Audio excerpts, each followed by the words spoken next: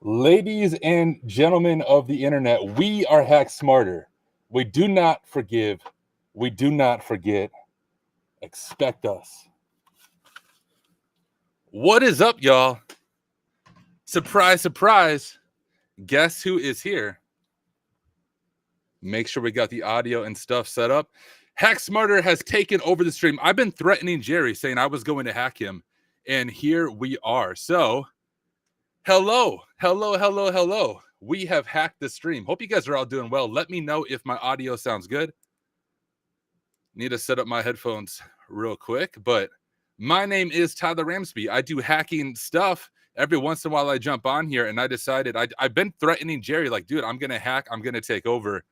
And here we are. We got rid of Jerry. Hack Smarter has taken over the stream. But I do want to welcome all of you. Today is Friday, September 20th, and welcome to episode 713 of the Simply Cyber Daily Threat Brief. I always struggle saying that. This is the show where we break down the latest cyber threats and how you can incorporate this information into your cybersecurity practices.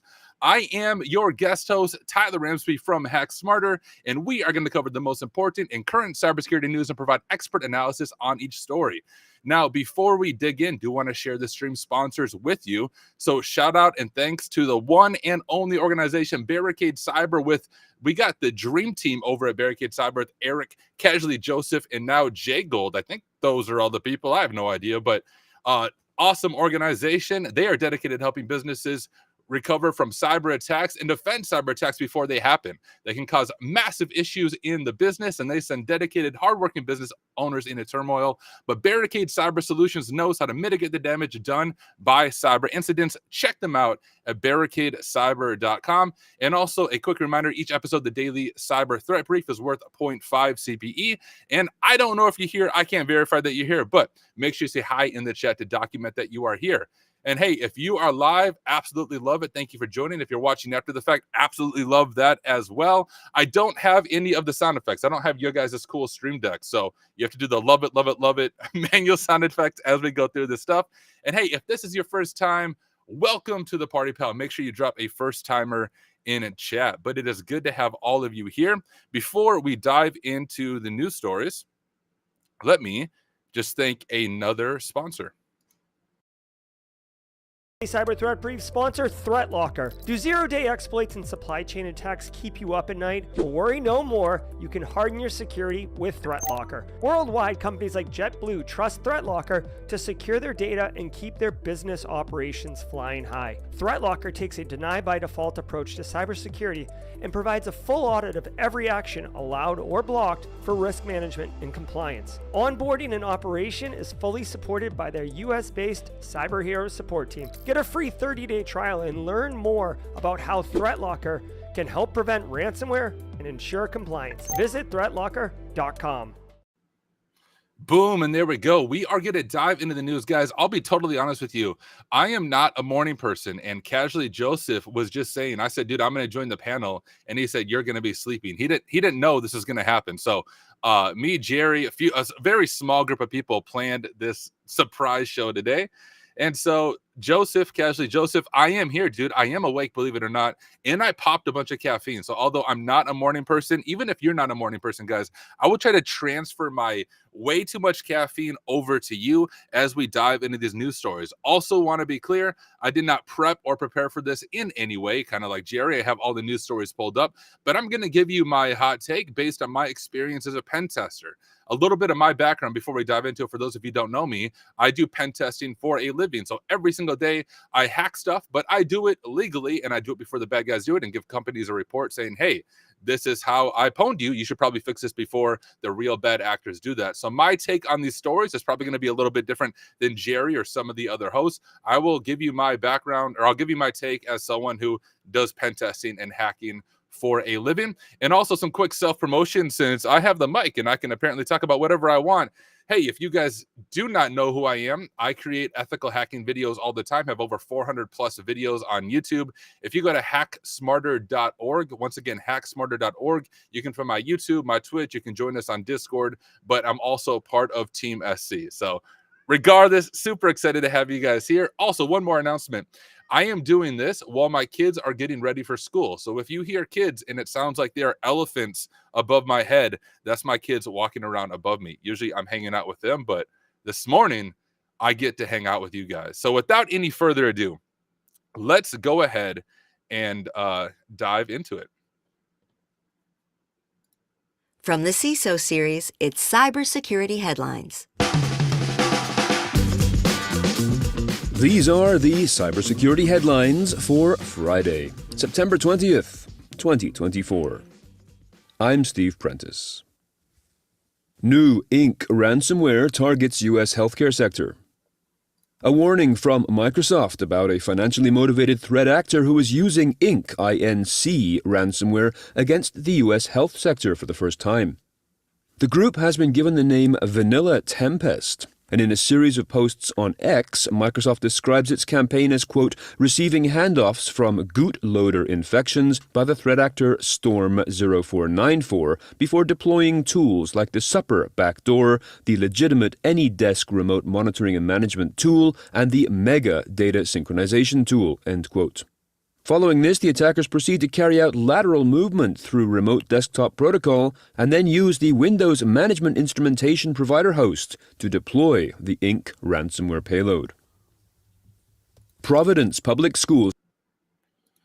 All right. Well, we got some classic ransomware here. Just a few things to point out. One is, at least from the perspective of a pen tester, you guys would be amazed how insecure the vast majority of internal networks are. So we have this whole, it's very much a marketing concept, honestly, with the whole word of zero trust, but that is an important thing to keep in mind. Now, as a pen tester, a little bit of my background, I do all different kinds of pen tests. Probably the most pen tests I do are web apps and APIs, but I also do cloud stuff. So I do AWS and Azure and network stuff, both external network pen testing, which is when you have just a bunch of external assets on the outside and you kind of poke at them, see if you can get in, and then internal pen testing, which is kind of like an assumed breach where you receive low privilege AD credentials to emulate what a threat actor might do if they get initial access. But what I see here, and at least from my own experience, when it comes to getting into an organization's internal network, often it's phishing or something as the initial entry point. The initial entry point is relatively easy. I mean, you can buy VPN access to different companies, and once you have that low-level access, generally speaking, it takes maybe a day, maybe 2 days to get domain admin in most networks. And then when you have domain admin, you can really dive in and take over everything. For those of you who might be new to Active Directory, I'm guessing these companies use AD. AD is used by most companies to manage all of their internal hosts and data and everything like that. And in Active Directory, kind of the highest control you can have, at least on one domain, is domain admin. As a domain admin, you have the keys to the castle, and that's often the first step to ransomware. So it says it receives hands-off from bootloader infections by the threat actor, blah, blah, blah, blah. So we have some living off the LAN. If you've ever heard of living off the LAN, there's a website called Lolbins that talks about how you can use tools built into Microsoft to kind of move around an environment to try to evade any type of detection. Now, if you have good detection, I'll just say something like Barricade Cyber Solutions. I'm not being paid to say that, but an organization like that would be awesome because they're looking for more than just your typical virus scanner. They're looking for any anomalous behavior that they may be able to pick up on and detect before something like this happens. But it is interesting. They're not using anything that is necessarily different, right? They're using tools built into it.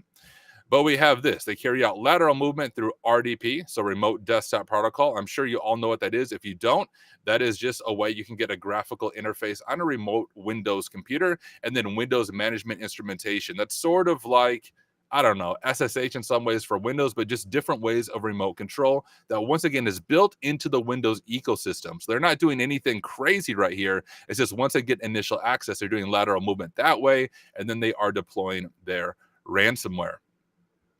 They have the this Vice Society type things. And this is interesting. This development comes as ransomware groups, blah, blah, blah, have been using Azure Storage Explorer and AZ Copy to exfiltrate sensitive data from compromised networks in an attempt to evade detection. Now, I've actually used these tools myself. Azure Storage Explorer is a really good tool if you want to dig into Azure resources. But if you want to get into Azure pen testing, also a really good tool because it allows you to see everything, all the Azure blobs. Now, more terminology here. all these cloud providers have different ways of storing files. You may have heard of S3 buckets on the AWS side of things. Well, Azure has Azure storage blobs where sensitive information might be stored or just data is going to be stored. And that's what this Azure Storage Explorer is doing. If you're kind of new to cloud stuff, cloud organizations just like to use weird phrases to talk about normal stuff. I like to think of things like S3 and Azure storage blobs, kind of like the cloud version of FTP, different places that you host your files. So that's what's going on. They're using these to exfiltrate all that sensitive data in an attempt to evade detection. Once again, using tools built into Azure, tools built into Windows, which just shows that you need to go beyond on the detection side of things, looking for, some crazy malware. You have to look for behavior detection. Is there any behavior going on that is outside of the norm? And if there is, you should be alerted on that in order to dig into those things. So interesting story, nothing super out of the ordinary, kind of your vanilla, literally your vanilla ransomware attack here, nothing super new. A big thing here is defense in depth, right? RDP, WMI, these things should be very much locked down. Obviously, should never be internet facing. I don't think this is. I'm guessing they're doing this after they have initial access. But even then, there's a lot of defense in-depth mechanisms that should be in place to prevent an attack like this happening. But I'll just be real with you guys. Your organization right now, at least from my experience, could probably be pwned just like this. No matter what defenses you have in place, you really need to take some time to audit your internal AD environment, use an organization like Barricade Cyber Solutions, or get an actual pen test done. There's kind of two different things here. You have vulnerability management and you have pen testing. So I know a lot of organizations, this is what I used to do before I was a pen tester, you might run a Nessus scan and look at things in your environment that might be exploitable. Well, a pen test is more of the manual threat, emulating the threat actor style of things. And often what we do as pen testers, we may abuse something we see in Nessus, but to be honest, a lot of things I do are not things that are picked up by scanners because it's almost like business logic flaws and these unique things that scanners don't pick up on. So you can't really replace an actual pen test being done in your environment to prevent stuff like this happening. But interesting story. Let's go ahead and see the next one.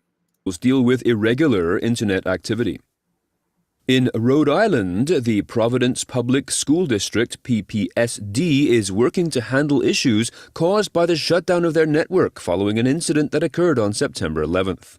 The district serves more than 20,000 students across 37 schools. It is not saying if this was a ransomware attack or a cyber attack, but Rhode Island State Police and the Department of Homeland Security have been called in. The Medusa ransomware gang has claimed responsibility already. This is the same group who last year attacked the Minneapolis public school system and leaked student data. Classes remain open at PPSD schools. Apple. Man, that's frustrating. I mean, in my opinion, you can never justify, bad threat actors for what they're doing. But why would you target a school? And honestly, the reason they probably target a school is threat actors. Most of them, let's just be real, they're probably watching this and they're probably not, and they might get mad. I don't really care. They can watch my stream, learn how to hack for real. Most threat actors are just script kiddies. And what I mean by that is they are just running scanners around the internet, looking for any low-hanging bugs. Maybe when a new 0-day pops out, they are... Oh, okay, I'm looking at mod chat, making sure I'm not on the wrong story. All right, sweet.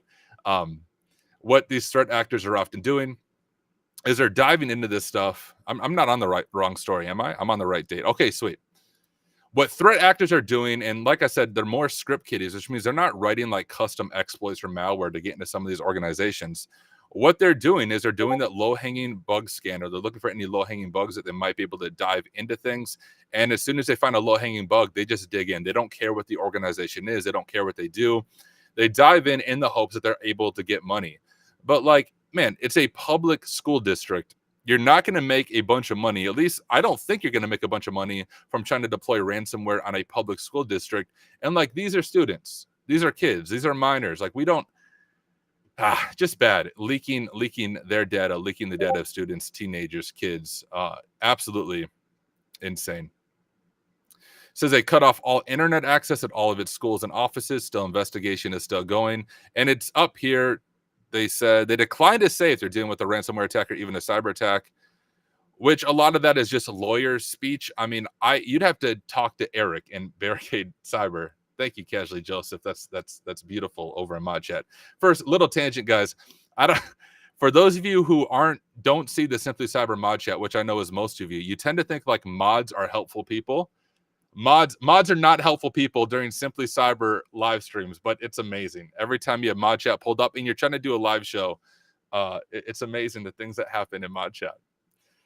But they decline to say what it is. That's often lawyer speech, right? They're just not allowed to say exactly what happened. I don't know the legality behind what you should say when these things happen. That's more of a Barricade Cyber and Eric question. Maybe during the panel, we can talk to him like, what is the proper way? If you were in the position of Providence Public School District, what is the proper way to respond to something like this? But as we see again, some classic ransomware that is going on, and schools, unfortunately, are notoriously vulnerable because they don't have a whole lot of money. Matter of fact, before I got into pen testing, I kind of hopped around jobs a lot because my end goal was to become a pen tester. But I spent about 1.5 years managing IT for a pretty large size school. This is a college, so the college was had a little better technology than probably high school. But across the board, colleges, schools, these nonprofit organizations, they don't have the big money. They can't pay, 6-figure salaries to a bunch of cybersecurity analysts to help protect them. And it's usually like 1 or 2 sysadmins who are already trying to manage the thousands of Chromebooks that get broken by students, also trying to protect the security of the school. Maybe there's some MSPs built into it. But schools across the board just do not have the money of those major organizations to stop these kinds of attacks from happening. So every time I see a school being targeted, man, it's just sad that these threat actors are going after school and leaking the sensitive data of students. Like, I don't get it when they go after banks and such, but I understand their perspective. You might be able to get money from a bank, but here you're just causing mayhem. You're ruining kids' education, and you're not going to get much money out of it. So come on, Medusa Ransomware Group. Like, do better. Try harder if we were doing OffSec. But let's go ahead and continue with the stories.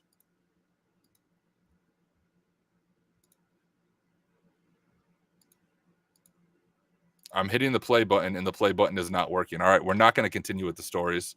We'll apparently refresh, and then we'll continue with the stories. From the A protocol or a cyber attack, but Rhode Island State Police and the Department of Homeland Security have been called in. The Medusa ransomware gang has claimed responsibility already. This is the same group who last year attacked the Minneapolis public school system and leaked student data. Classes remain open at PPSD schools. Deja vu. Apple pulls iPad OS 18 update that was bricking M4 iPad job, Pro Apple. devices. Following complaints from some users about their devices turning into bricks without even the ability to be turned back on, Apple has paused the rollout of iPad OS 18 on iPad Pro tablets that use the M4 chip. Regular recovery methods, such as a force restart or recovery mode, are not working, requiring owners to visit their local Apple store for evaluation. Apple says the problem appears to impact only a small number of devices, but did not provide actual numbers, nor any information as of yet on what the problem might be. GitHub. All right. Eric just told me my whole thing of not playing is a known issue. Next time I'll download the MP3 and we'll play it that way. This way I'll make it work. But we have Apple becoming Microsoft. That's what I see here, right? Pulling an update that brick stuff. That's usually a good Microsoft move, but we have Apple joining in on the fun. Honestly, don't have a whole lot of comments on that. I personally don't like Apple, but that's just because it sucks trying to do anything technology-wise with Apple. And maybe that's just because I suck at Apple. But back when I was working in IT, I had to support Apple stuff, and every time I had a MacBook in front of me, I had to just like rethink how my brain was working to access the things I was trying to access. I use Ubuntu as my main OS and Windows and stuff in the VM. So you think I should be used to it, but I'm not. But the other reason I don't like Apple is because I do pen testing for iOS apps. And to pen test iOS apps, you generally need a jailbroken iPhone, and a jailbreaking iPhone is way more complex and difficult than it sounds. The newer versions of iPhone can't even be jailbroken unless you have some really crazy expensive software. So every time I see Apple, I just get annoyed. Overpriced stuff, and they don't like me when I'm trying to thing. Look at these ads. Your home smells like cat pee. Try this. No, let's not try this. This is what I get for not using a browser with an ad blocker. But so we have this. Apple is, well, ransomwaring their own stuff, not truly ransomware, but bricking things. Upgrades are always important. Updates are always important, but you can see sometimes when you update, things break. But I don't really have too many comments on the Apple thing besides, hey, that sucks. Use Android or use Linux for your OS, and this won't happen. And then you can also avoid all the broken Microsoft stuff. Ooh, this will be a fun one. I have personal experience with this next one. GitHub scanner campaign pushes malware. A new and reasonably creative campaign is using the GitHub repositories to send malware to users who visit an open source project repository or who are subscribed to email notifications from it. The threat actor opens a new issue on an open source repository claiming that there is a security vulnerability. The message then asks other users to visit a counterfeit GitHub scanner domain, which of course tricks them into installing Windows malware. Users and contributors to these repositories receive email alerts from legitimate GitHub servers each time a threat actor files a new issue on a repository, which makes the campaign and its sense of urgency more convincing. All right, guys. 1 second. Before we continue, we're turning on. I'm putting up my other browser that has the ad blocker because these ads are ridiculous, and then we'll comment on the story. Give me just a second, y'all.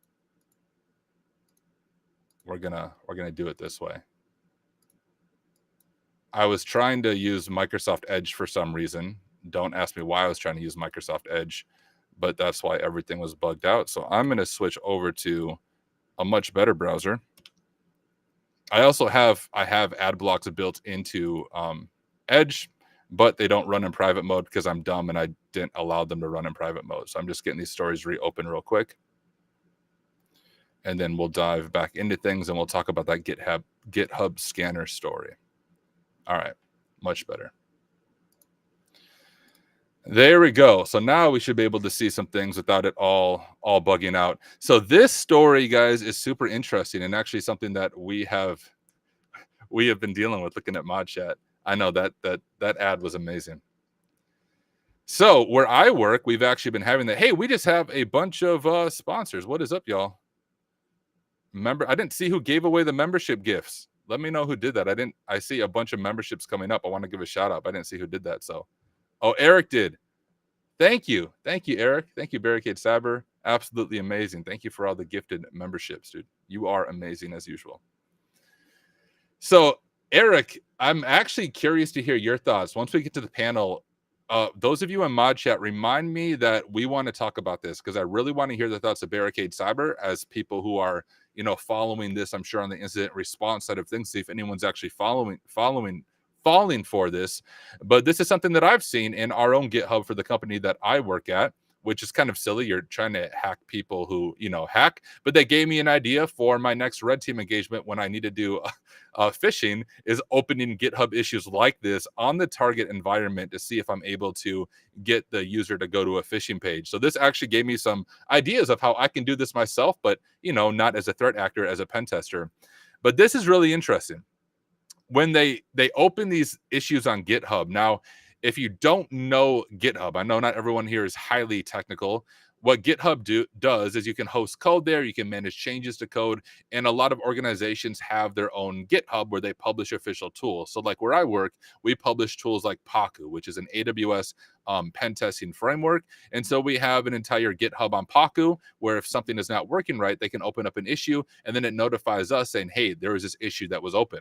Well, what this GitHub scanner is doing is this exact thing. We found a security vulnerability detected in your repository, which GitHub does automatically scan for these things and let people know. But it says, hey, contact us at github-scanner.com.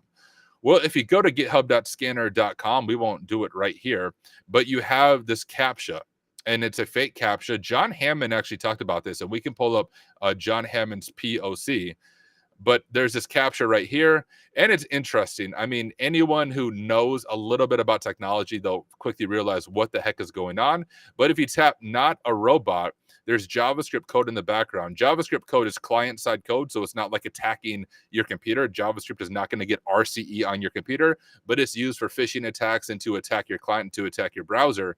But it says, hey, the screen prompts a user, like, here are your verification steps. You want to prove that you're not a robot? You do Windows key plus R, which of course is run. So you can run a command, press Control V and press enter, because the JavaScript is going to copy this code into, well, not this code right here, the PowerShell.exe. It's going to copy that into your clipboard.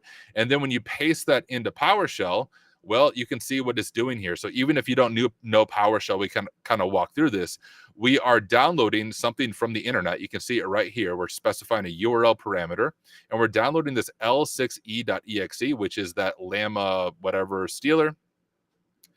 And we're trying to load it into temporary called syssetup.exe and run this file in order to compromise the user. And it's the Luma stealer information stealing malware, uses steal creds, authentication cookies, and browsing history from installed web browsers. It would be fun. Like I live stream all the time. It would be fun to do this on a Windows VM with some like just garbage data and just see the whole process as it goes through. But my organization, I've been seeing this constantly in the past, probably the past day. I think I first started seeing the notification emails, was it yesterday morning? And I've seen quite a few of these yesterday.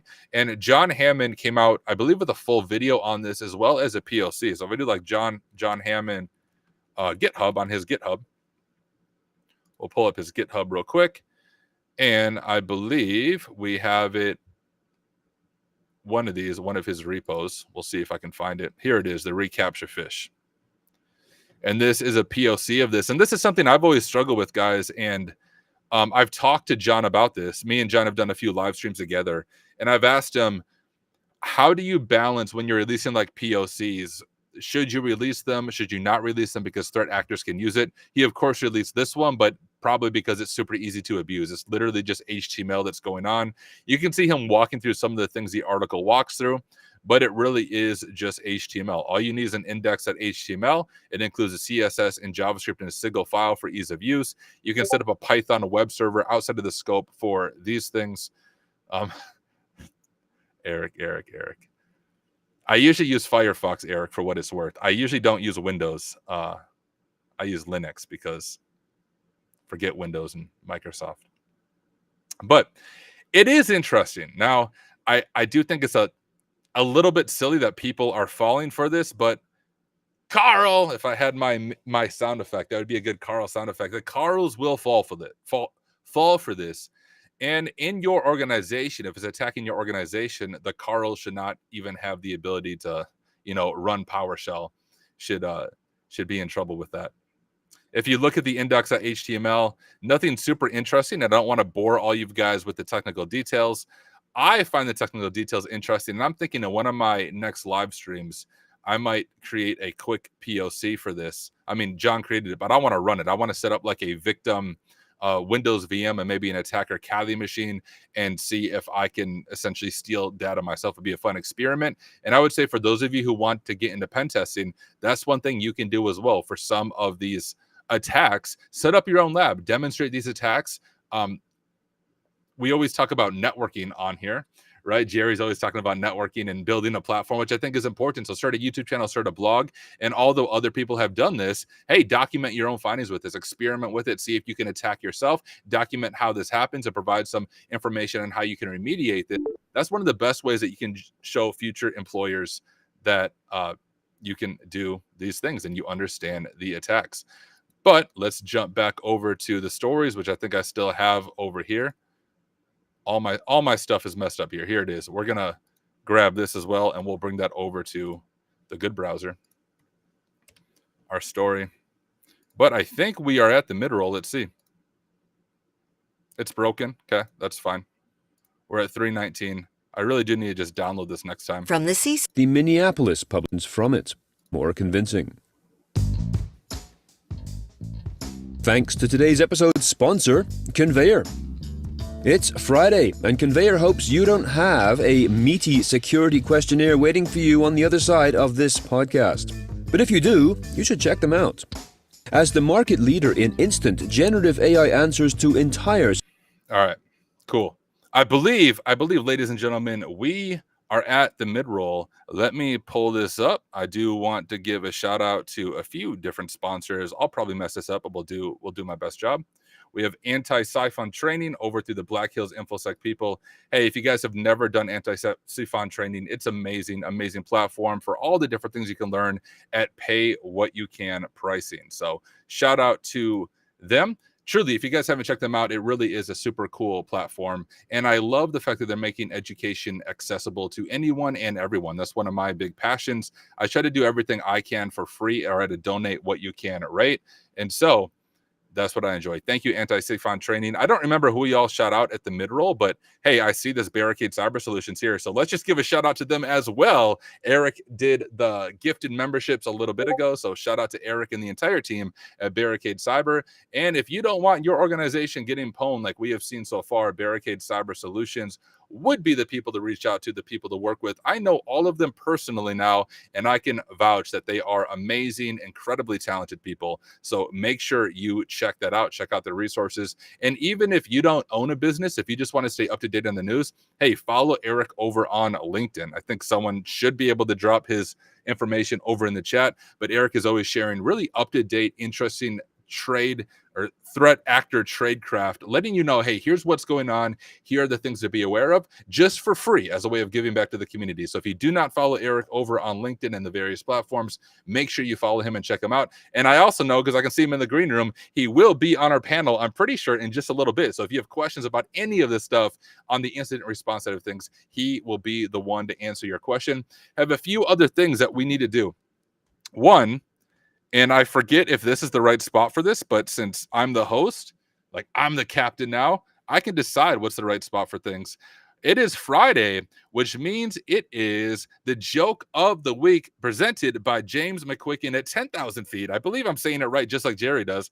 Jerry texted these to me this morning and he said, hey, here they are. He just sent them to me. So let's go through these. We'll have to do the manual sound effects. You guys have to do your own laughter as we go through this. But here's the first one. I heard that Jerry's dog barks over 900 times a day, but that's a rough estimate. Ha ha. Amazing. Well, I feel like a comedian during COVID trying to give jokes to an audience that isn't there because I cannot hear you guys. All right. Why is the letter K instead of C at the end of the word dark? Because you can't see in the dark. Ha ha. Amazing, amazing dad joke. All right, we got one more. If your partner comes home with bee stings, smells of honey, and wears white, she's a keeper. Ha ha. Amazing.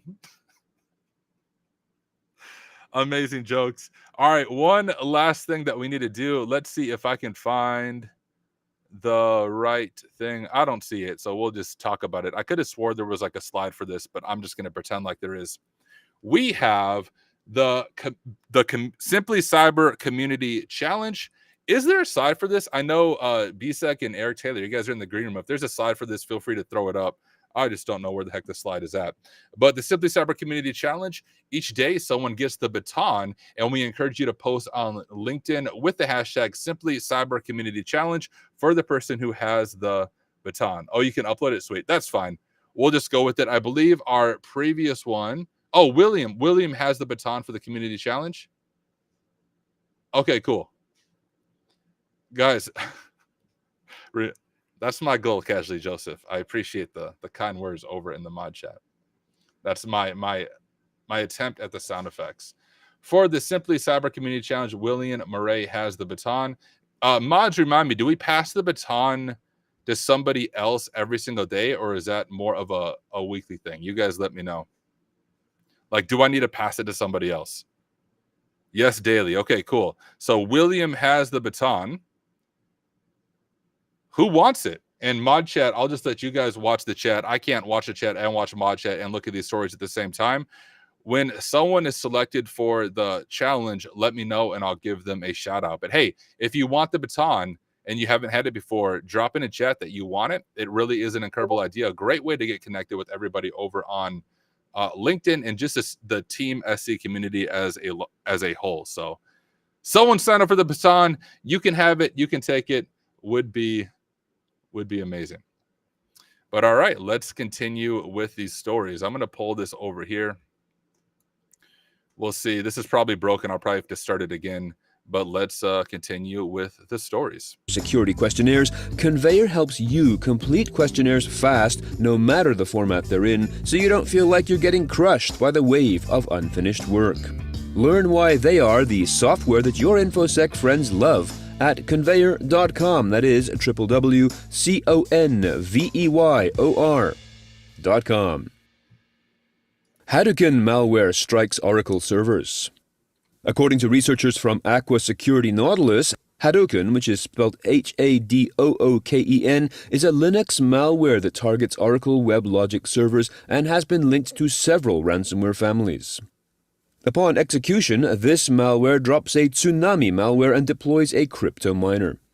Its target, the Oracle WebLogic server, is, quote, an enterprise-level Java EE application server developed by Oracle, designed for building, deploying, and managing large-scale distributed applications, end quote.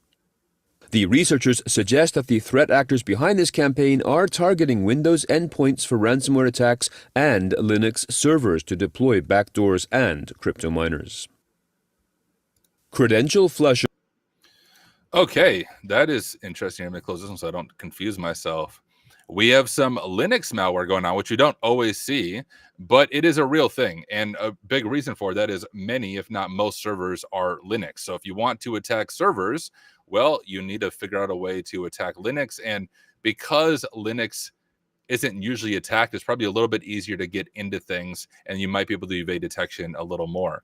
But it drops the tsunami malware, which I've never even heard of. I'm sure those of you who follow this stuff closer know what that is. Ah, okay, interesting. So it's a DDoS botnet campaign targeting inadequately protected Linux SSH servers. I see. And so once it gets on there, here it's using a dictionary attack, which means it's spraying this edit, seeing if it can get SSH access. Which, okay, cool. This is one thing when I do an external pen. Oh, I'm not sharing my screen. Gosh, I'm dumb.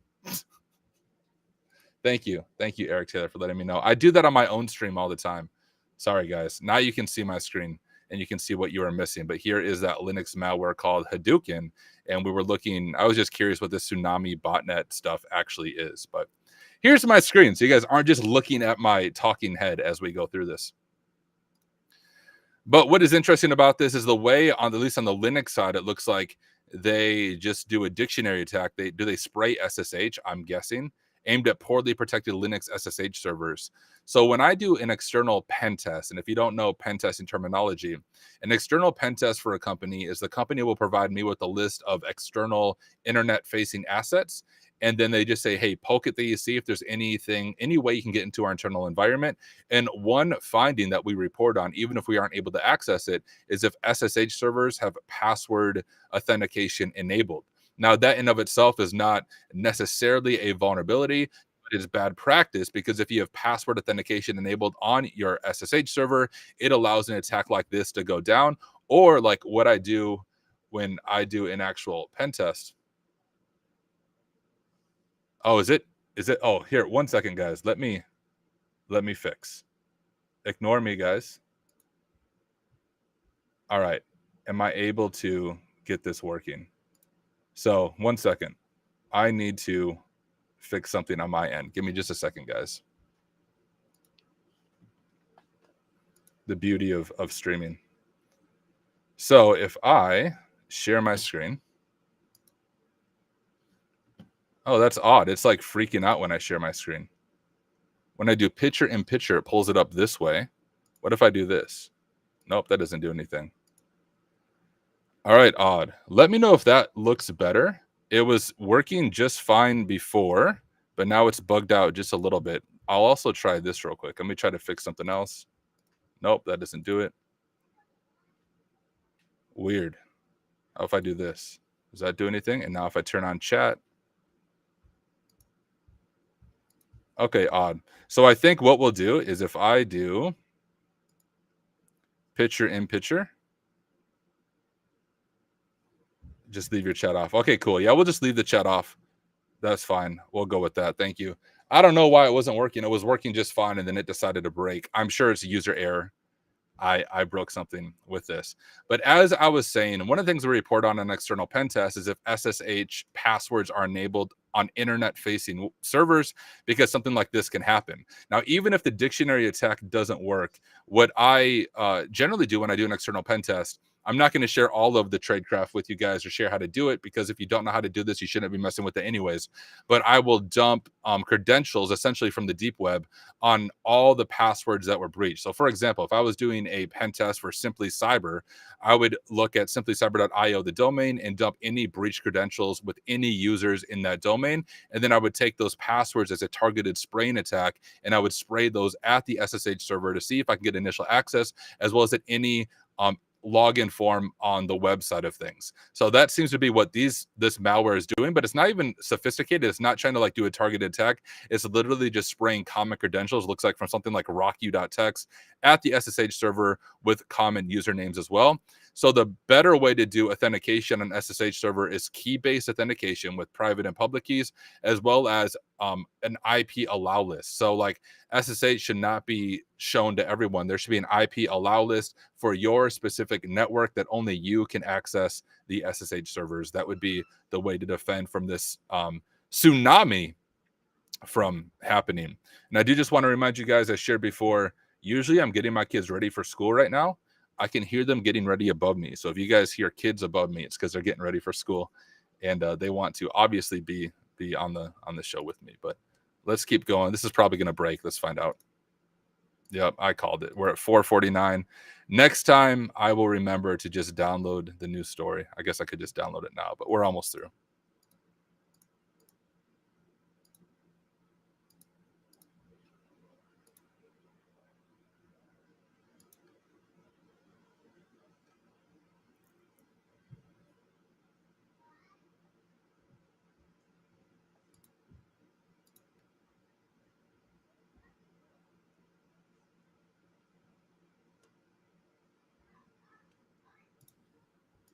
Are you serious? No audio now? All right, guys.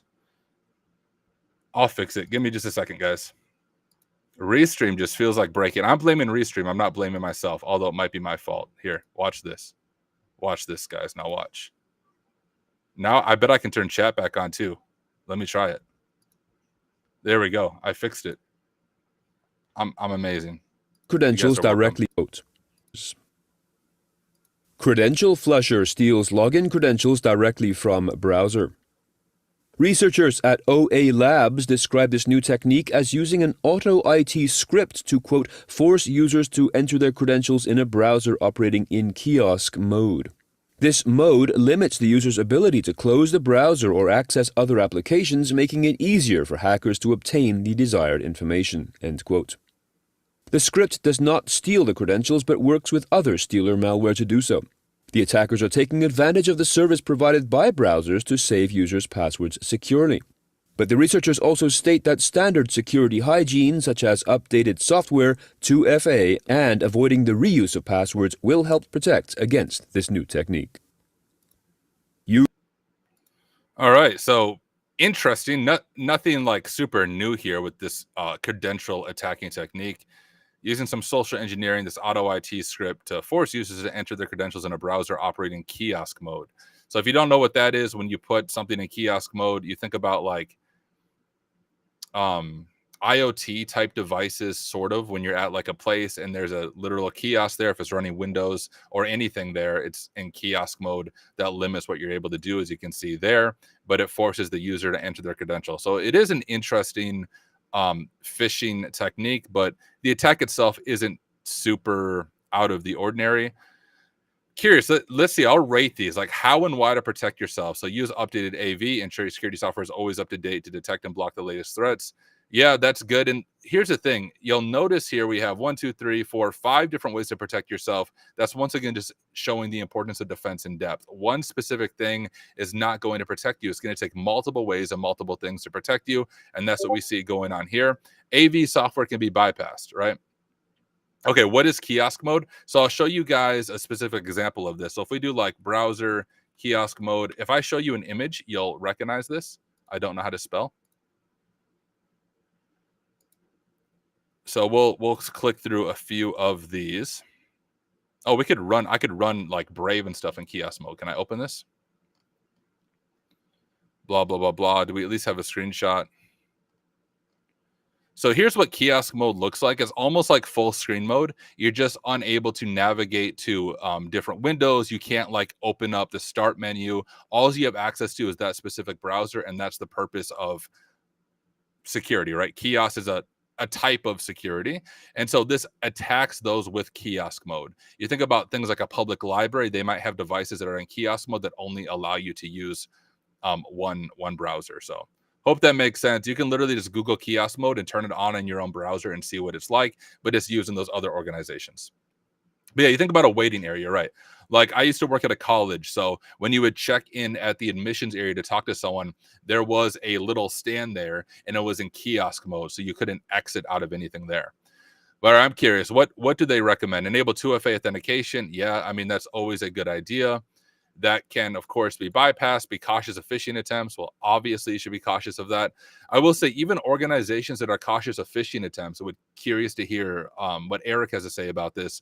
But when I do a social engineering campaign, it's usually phishing emails in combination with pretext calling or vishing, which allows it to go a lot smoother. So, for example, if I'm attacking an organization, I'll send you a phishing email, but I'll also call you and I'll say, hey, this is Eric calling from Barricade Cyber. Just kidding. But I'll be like, hey, this is so-and-so from IT. We just sent out some emails and we just need you to verify that you received it. Can you check your email right now? We've had a few emails bounce because of the way we've been sending these. I'll help you through the process and I'll walk them and be like, okay, there's the email. Go ahead and enter in your credentials. We want to make sure authentication and everything works. And then I usually will clone a page on their internal environment. They enter in their credentials. Of course, the authentication doesn't work. But when they do that, I have just stole their credentials. Or if I'm using Evil Jinx, I possibly can steal some of their session tokens and bypass MFA if it goes through it that way. So yeah, be cautious of phishing attempts. But even more than that, general social engineering, even pretext calling in combination with those phishing attempts, make them a lot more effective as the attacker. Update software, right? The sound effect. You got to patch it. There's my manual sound effect, but you got to patch it and use complex and unique passwords. Yeah, okay. So just general advice. Nothing super interesting here. Let's go ahead and see if this is broken, which I'm sure it is. UK Pegasus spyware victims ask police to charge NSO group. Ooh. 4 UK-based human rights advocates who are also critics of Middle Eastern states have requested that London's Metropolitan Police lay charges against NSO Group, the manufacturer of Pegasus spyware. The complainants state that their communications were spied on and that they accuse NSO and its associates of being behind alleged spyware infections dating back to 2018. They say also that, quote, the use of Pegasus against targets inside the UK has threatened the country's sovereignty and security, end quote, and they point out that the UK government has not taken any legal action to date against the spyware maker. All right, so NSL Group is like the Israel super high-tech hacker people, but they are in APT, an advanced persistent threat, government actors, and they're saying, hey, we want you to be charged because of how Pegasus is being used. Now, did it talk about what Pegasus actually does? I don't know if it does. Pegasus is a very interesting exploit. I think there's an entire Darknet Diaries episode on Pegasus software, and I might have my details wrong a little bit, but what Pegasus software does is it's like a no-click exploit on your phone. Just by receiving the text message, they have full access to your phone, and they're able to dive into things. It was used, let's see, the complaints come to the use of Pegasus targets against targets inside the UK has threatened the country's sovereignty and security, citing alleged attacks within the UK government's network, as well as an alleged attack by the report at the time on House of Lords member of law when she was acting as a legal representative of Princess Haya of Dubai. They have not taken any legal action, pointing to legal action of the world against NSO, included by Apple, WhatsApp, Facebook, et cetera, et cetera. So it's saying, hey, please stop hacking us. And because you did, and because you sold this software, we want to sue you for it. Nothing super interesting here besides just recognizing Pegasus is crazy. If you've never read through Pegasus, it is a fascinating thing. All right, we got one more story, and we're almost at the top of the hour, so we're doing good on time, and then we'll switch over to the panel. I bet this is broken. Knowledge bases at risk due to ServiceNow misconfigurations. Ooh, interesting. According to researchers Erin Costello of App Omni and Dan Megid of Adaptive Shield, thousands of companies are, quote, potentially leaking secrets from their internal knowledge base articles via ServiceNow misconfigurations, end quote. The researchers, working separately and publishing separate reports, suggested that, quote, pages set to private could still be read by tinkering with a ServiceNow customer's knowledge base widgets, end quote. This applies to cases where an organization's knowledge base is set to public, but the pages inside it are set to private. Megid estimates 30% of ServiceNow customers have this faulty configuration and could be unwittingly exposing secrets held in their knowledge bases, such as first-time access passwords for new starters connecting to a company's VPN. Stick around and join us again today at 3:30.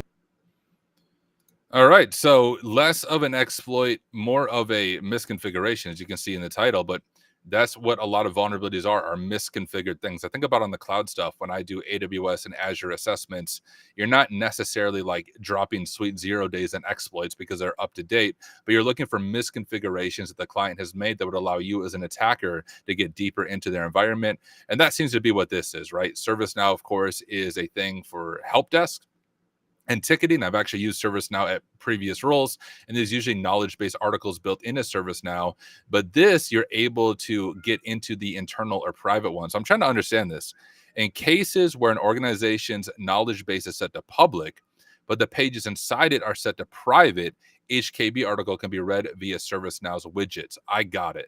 So that makes sense. So it could be that you have an organization where they are both public and private. Maybe they have public external facing customers and they have private employees who have their own knowledge base. But for simplicity, they have one knowledge base set to public, thinking that, hey, by default, they will be public. But if we set sensitive pages to private, then we can use this one knowledge base to serve both external facing customers as well as our internal employees. And what these researchers discovered is via a widget, they are able to see those private KB articles, because in some ways it's inheriting the public status of them.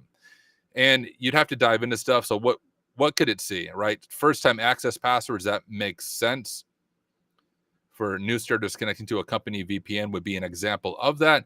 And you would be surprised that if you get a default password, how often those aren't changed or required to be changed on an internal network, which would drive you insane. But I've seen actual pen tests where you can just spray like welcome 101 or the service or the company's name. So if this is Simply Cyber, you just spray like Simply Cyber exclamation mark with netmap exec at their internal environment, and you just pwned like 20 or 30 accounts because of these first time access passwords. So although this type of information, dude, my cat wants to make an appearance on stream, my hacking cat. See him right here? Guess he's gonna sit on my lap for the rest of our stream. He heard the ads earlier in the stream about him and is like, hey, I want to be in the stream. But this is just collecting sensitive data as you're targeting an organization, things like first-time access passwords, VPNs that they're using, and you could use this to get deeper into the environment. So this isn't like RCE or server-side request forgery. You're not attacking the network per se, but you are able to do some really good information gathering and dive into the network.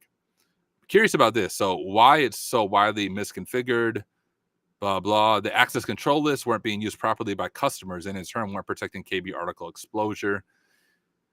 So it's customers, right? That's the tough thing about a lot of this SaaS stuff. If you look at SaaS and what you're responsible for, now my cat is, you're being annoying, cat. The customer is still responsible for data protection. And so I'm guessing ServiceNow is saying, hey, y'all should fix it yourself. Actually, here's what they said.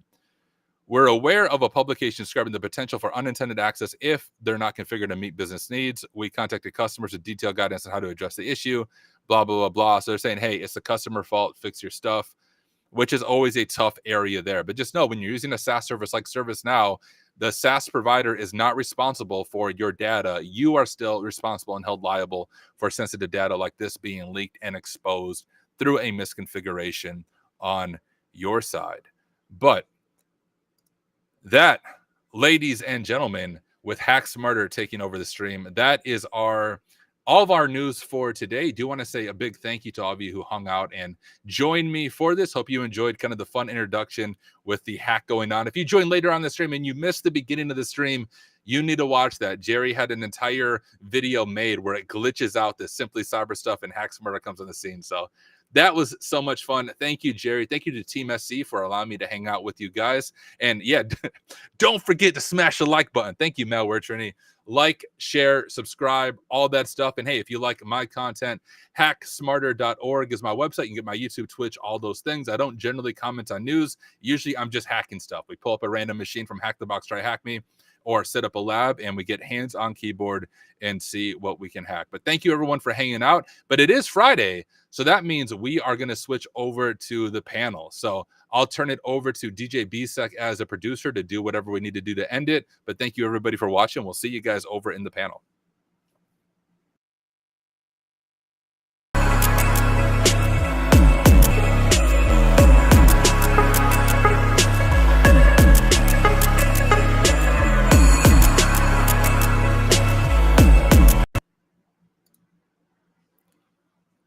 All right, we just got done listening to that freaking nerd, Tyler, but time for the panel. So if you guys want to come on the panel, I will welcome you on. We'll see if I do this right.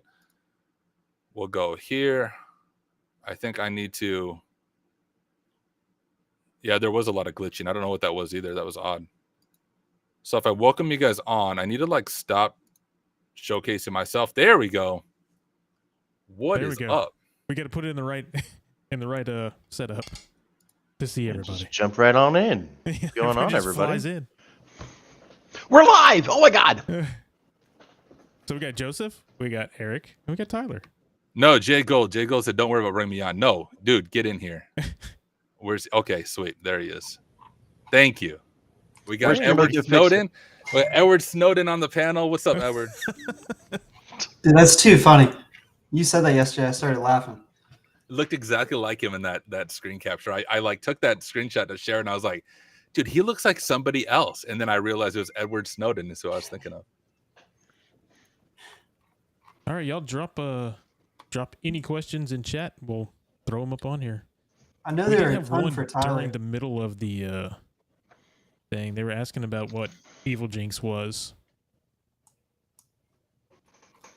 Yeah, so Evil Jinx is, I could even share my screen and show it off, but you guys are on a computer, so Google it first. I'll just say that. But Evil Jinx is a phishing framework that works as an invisible proxy. I think I have my terminology correct there. And what Evil Jinx allows a threat actor to do, or a pen tester, it's made for pen testers and red teamers, is you can clone like a page, like let's say a mail page. If we're attacking Outlook, you can clone the Outlook login page and everything seems legit. And the invisible proxy part of it is the user is actually communicating with Microsoft, but Evil Jinx serves as like this man in the middle proxy. And when you authenticate to your account, even when you submit things like MFA, if you get at least the paid version of Evil Jinx, you can do this. Now those portals protect against it, but the paid version still does this. It allows MFA and everything to go forward, and the attacker has just stole your session token, and they're able to access your email or anything else, bypassing MFA because they waited till after you put in your MFA.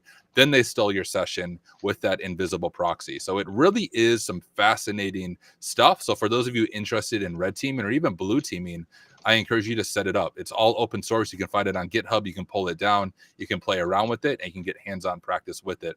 Didn't Hammond do something for it? I think he has like a whole point concept for it. I think he did. And the other one, at least for pen testers that you can use that's a little more simple, is GoFish, I think is what it's called. GoFish is another open source tool, but it doesn't have that like invisible proxy. That's just we'll host a phishing page and we'll collect credentials. So depending on like what the client wants, sometimes they don't want you to actually collect credentials or try to log in. They just want to do that. So GoFish allows you to just verify, hey, the user entered credentials without showing you what the credentials are. So that's the other one I will use depending on the engagement. Is called GoFish. Open source as well. You can spin it up and set up your own phishing and play around with it. I also have, not to promote myself, but on my YouTube channel, I did, like an hour and a half in-depth workshop of how to set up phishing infrastructure with the Evil Jinx, including how to like buy a domain to spoof like the target domain. So that's all on my YouTube channel. I'm really surprised YouTube never took it down for going against their terms of use, but I have that on my channel. Now you put that out in ether, it's going to be taken down in a minute. Yeah. By the time this is over. Probably. And correct me if I'm wrong. Evil You're Jinx wrong. isn't. Yeah, okay. Evil Jinx isn't really an exploit, so to speak. It's using Nginx in the way that it's meant to be used, just in a malicious fashion. Because Nginx is a reverse proxy. Exactly. Yeah, really fascinating. Like the people like that who are able to come up with those kinds of attacks. It's crazy. And I've only used it a little bit, so I'm not even in-depth expert on it at all. But it's such a cool tool. I thought Nginx was just a proxy, just like Burp Suite and stuff like that. I didn't know it actually did reverse proxy. No, it's a reverse proxy. It's a load balancer. It can be used as mail proxy. It has a lot of different uses. Hey, I'm curious. Before we go to the other questions, I want to ask a question. The GitHub scanner stuff. Have you guys seen that at Barricade Cyber? Have you received any notifications about that from customers or no? No, we haven't seen that in our cases or in our IR retainer. So We don't have a lot of clients that use it, so they're not targeted. That's a lot of people pronounce it as Nginx. Yeah, Nginx, Nginx doesn't matter. Say it how you want to say it. People will figure out what you're talking about. Kind of like GIF. That's a correct way to do GIF. Some people But there's say only that one wrong. right way. Yeah. Let's see. We got another question. Can we get some light on the massive Disney leak via Slack? Disney's going to stop using Slack and the Dell breach. Yeah, so I don't know about the Dell breach, but the Slack Disney leak, it's really simple. Disney was not following good data practices. I think they were using the free version of Slack, which means they had absolutely no control over the data that was put in Slack. Think of Slack as business Discord. They were putting IP in, they were putting in code all over in their Slack server.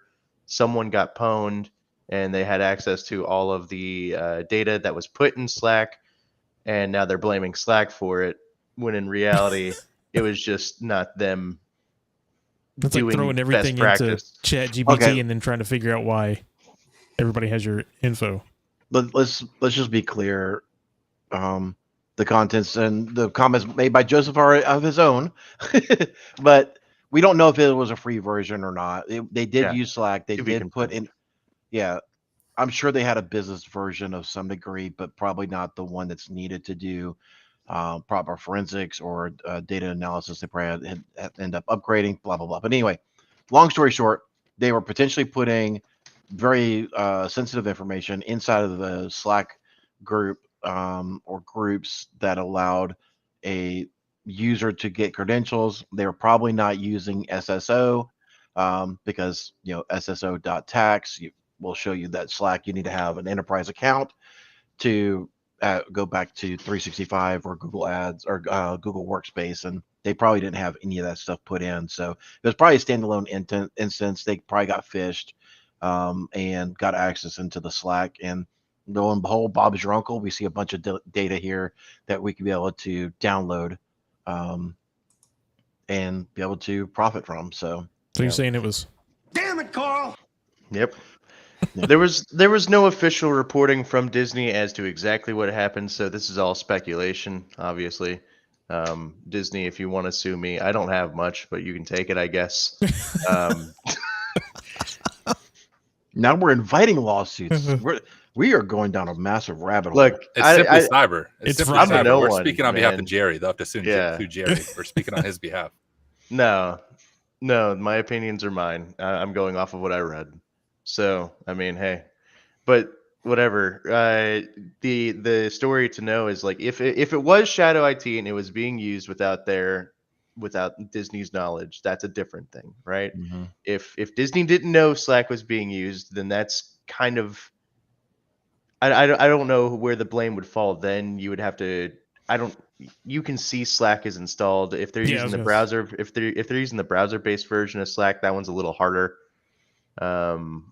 No, you can still see it in network logs. Yeah. But if I you're mean, seeing in reality, like Joseph's saying, if it's logged in or if it's downloaded and being used, you could see that in telemetry. You can see that in network logs. I would assume that they probably had some type of enterprise in there, but who knows? They're a big enough company. They would probably pay for it. Well, that gets harder too when you're a big company. You have so many Yeah. applications that I'm sure Slack could get lost. But again, it's a policy issue. It's probably an asset management issue. I don't know. It's There's a weird. lot of things that could have stopped this. Jerry'd be jumping for joy. He'd be like, this is a GRC issue. We need policies in place for this. I'm There gonna we go go, play one from, traffic. From Toasty Pops, he says, for the panel, for everybody, what's one thing that you wish your project manager or your support person would do differently to make your life easier on a pen test? Yeah, Jay Gold, tell us. Actually understand what a pen test is and what the point of it is. Don't expect them to come in and be the ones to fix everything. That's a good one. Yeah. I If think that's one across the board. Yeah, I was gonna say scope. Having project managers that understand how to limit scope, because you usually have gung ho clients who start off. They're like, oh, we just want the server VLAN scanned. We want to make sure our DMZ is good, and they give you a specific target, and then you get done or you're getting close to done, and they're like, yeah, could you also like find this stuff in the Amazon cloud over here? And you're like, okay, and they're like, ooh, yeah, and what about the Google cloud over here? And you're like, all right, calm down, like. So we're Gave me a talking week. massive That's- scope Yes, creep. Yep. Yeah. See, that's what when I did pen test, I did it a little bit differently. And I talked about this before that we would say, we're going to take the mindset of a threat actor. We're going to OSINT everything. We're going to try to find all the servers. I need to know two things. One, what is mission critical for your business? So if I trip over this thing, over the power cord, proverbial power cord, and bring this thing down, I alert you right away. And two, if there is something critical you want to make sure that I include in my engagement, let me know. Like what must be included and what is mission critical. So if I break it, I know who I need to call right away. And that's it. We're going to take the scope of a threat actor trying to get inside of your environment. And that's just the best way to do it. Which plays into this one. Amish Runaway. The pen testers are supposed to fix something? Question. I thought they were supposed to break it. They're not supposed to break it. They're supposed to find the issues. And once they find the issues, then they'll report those issues so the company can go fix it. That's what's supposed to happen. If a pen tester's breaking it, that could be a problem. Yeah. So I was on a podcast probably about 2 or 3 years ago with a major EDR that I'm not going to name publicly because he used to work for Disney. Come on. Well, he used to work for many 3-letter agencies, and to this day, I still think he wants to put a hit out on me. But I was bored in my true fashion, and I started fuzzing a lot of his stuff because I was like, oh, let's just see what this guy's assets are. We brought down inadvertently, just through OSINTing tools, we brought down their entire payment gateway. Now, this EDR is claimed or massive claim, this EDR caters to the MSP community. So they're getting payments all throughout the month. It's not just like an enterprise or normal businesses. Like you invoice on the 1st and you get paid on the 5th or the 10th or the 15th. They're collecting payments every day whenever they signed up for the services. So I had inadvertently caused massive financial damage to this person during a live stream. So just be careful. We got a lot in here for Tyler. There's one here. I'm trying to grab all these because all these are together. So this one says, for Tyler, what do you think about content security policy listing subdomains? Is there a workaround that I'm kind of worried about it because I feel it can help to enumerate attack vectors. When he said, just real quick, define content security policy. So I think what they're talking about is, you can see it. I think they even clarified in DevTools, but in the headers, when you send a request to a web server, it'll say, hey, there's a long list of subdomains that are included as authorized places to receive and send requests to. So I see it all the time. I don't think it's really a vulnerability, and the reason I say that is there's a lot of other ways to get subdomains. I mean, you can look at DNS records, you can do that, and it's like if there's a secret subdomain out there that if a hacker knows what it is, you're going to get pwned, you're doing a bad job. Like security through obscurity is not a thing. And so I don't think it's a vulnerability. Like I wouldn't report that on a pen test at all. Like, hey, your content security policy is listing subdomains unless one of those subdomains is misconfigured and you're able to exploit it. And if it's in scope. So that's the, like what Eric talked about is where I work, we would call red teaming. So we do both. Red teaming is when we emulate a threat actor, which is just a lot more expensive for clients because the scope is so open. Whereas pen testing is like, hey, here's the limited scope.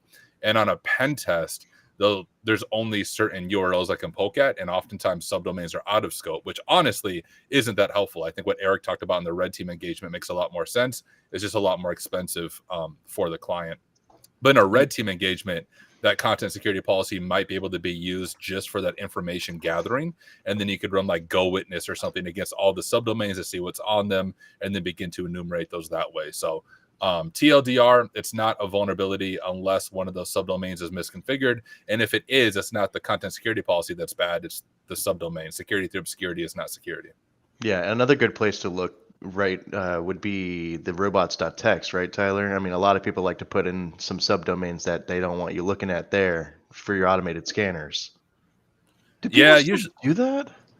Usually those are directories, and it'll be like on a WordPress page, you'll be like, hey, we don't want you to scan login.php. But I don't see robot.txt. I think maybe one time in the past almost 2 years, robots.txt gave like a directory I wasn't aware of that like I wrote up as an informational for the client. But from my experience, there's usually either no robots.txt or it's just like a wild card. Like we don't want this website picked up by scanners at all. Other people might have different experience, but that's my experience. All right, we've got one. It says for external pen test, is it common practice to have any of the pen tester's IP addresses whitelisted? For example, pen testing a security vendor's firewall versus an actual client's asset. That depends on what kind of test you're doing. Gray box, white box, black box. If they want you to be able to test, then they're going to give you scope as well. Mm-hmm. Yeah, I'd say like once again, it's the price, right? It all comes down to money. A red team engagement, no. A red team engagement, you do everything you can to emulate a threat actor. They don't know what your IPs are. You're trying to bypass stuff. Like even where I work, we wrote a burp extension called IP Rotate that will spin up API gateways in AWS and change your IP on every single request that you make, so you can bypass any type of IP blocking. But for a typical external pen test, remember, money is time.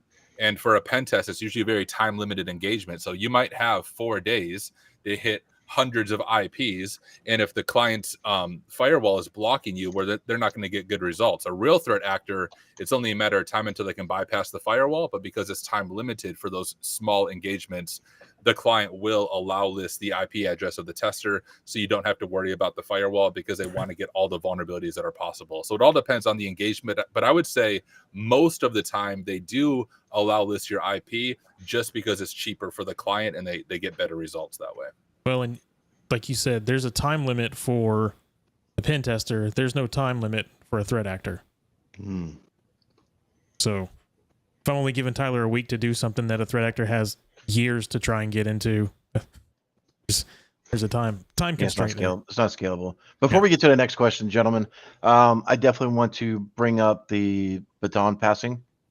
So I'm not sure if William Murray is still in chat, if he's able to pass the baton. If you are looking or want to do your Simply Cyber Community Challenge, which I put up in here. Let's see if I brick the entire thing. So if you wanted to do Simply Cyber Community Challenge and post about your cybersecurity journey, the joys, the pains, everything in between on LinkedIn, please put in the chat #baton. Myself or one of the mods will pass it off to you, so that way we can hear about your story. We got one from Dill Pickle. What are the most in demand skills for a threat hunting sector? I would almost go back to like core SOC analyst stuff. I mean, yeah. You know that. I mean, at that point, then now it's researching in IOCs to be able to find stuff? I mean, I don't know if anybody else has a better answer. Threat hunting is really just, it's forensics before breach. So any of your forensic skills applied before breach. So if it translates fairly one-to-one. But like we've heard Jerry say this multiple times on stories that have come out, right? And you're not necessarily looking for one specific threat in itself. You want to look for that type of threat. So you're not looking at the threat that, an IOC that's directly related to North Korea hitting you. You want to look at, do you possibly have crypto miners in somewhere? You want to look at the whole before you actually start trying to dig down deep. Yeah. Keeping up on any kind of intelligence, keeping up on any kind of, depending on how mature your cybersecurity program is, how big your company is, keeping up on that intelligence would help. I mean, if you find news on any kind of site about software that you use, Mod chat. Sorry. Thanks a lot, Tyler. I'm like, what?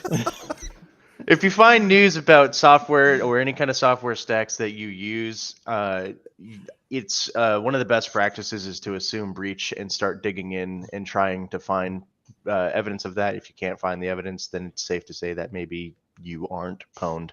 But it's always threat hunting is a continual practice. So even if you think you aren't, you are.